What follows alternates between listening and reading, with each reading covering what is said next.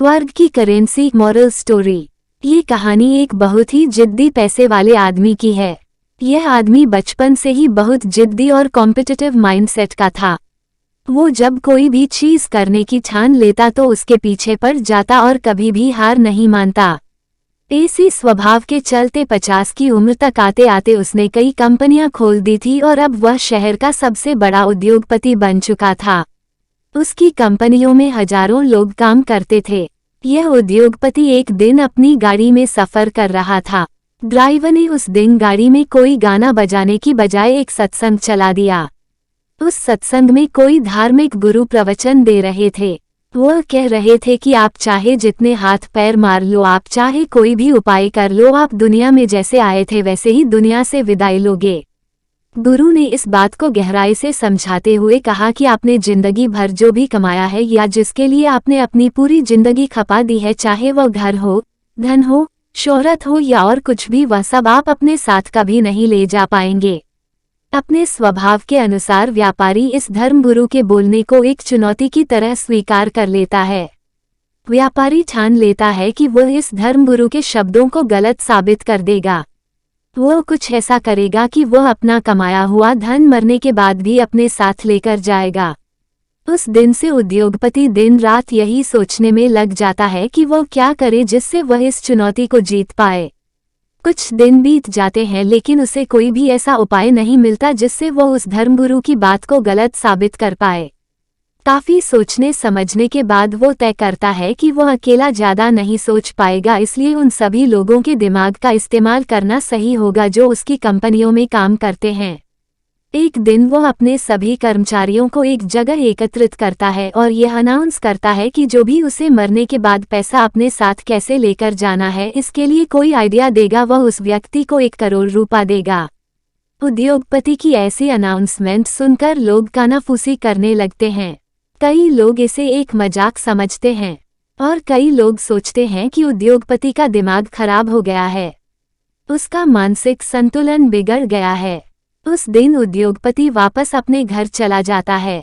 1 हफ्ता बीत जाने पर भी जब कोई भी उसे कोई आइडिया देने के लिए नहीं आता है तो वह फिर से एक बार सभी को इकट्ठा करता है और इस बार आइडिया देने वाले को 5 करोड़ देने का वादा करता है। अब की बार यह बात उसके कर्मचारियों तक न सीमित रहकर पूरे शहर में फैल जाती है।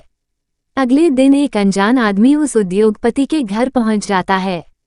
वो कहता है कि मैं आपको वही आइडिया देने वाला हूं जो आप चाहते हैं, लेकिन उसके लिए मेरे कुछ सवालों के जवाब आपको देने होंगे। उद्योगपति की आंखों में चमक आ जाती है। वह सोचता है कि आखिरकार मुझे कोई उपाय मिल ही गया। उद्योगपति उस आदमी से कहता है, पूछो तुम्हें जो पूछना है।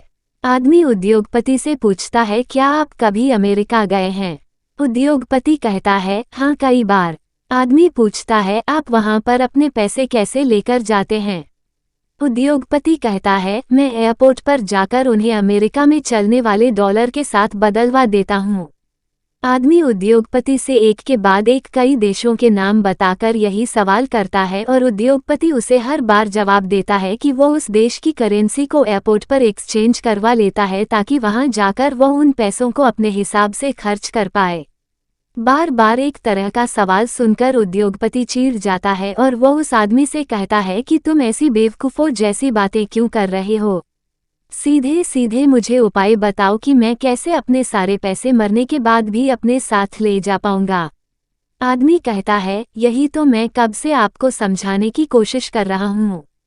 जैसे आप इस देश के पैसे दूसरे देश में इस्तेमाल करने से पहले उस देश के पैसों के साथ एक्सचेंज करवाते हैं, वैसे ही आपको मरने से पहले अपने सारे पैसे स्वर्ग की करेंसी के साथ एक्सचेंज करवाने पड़ेंगे।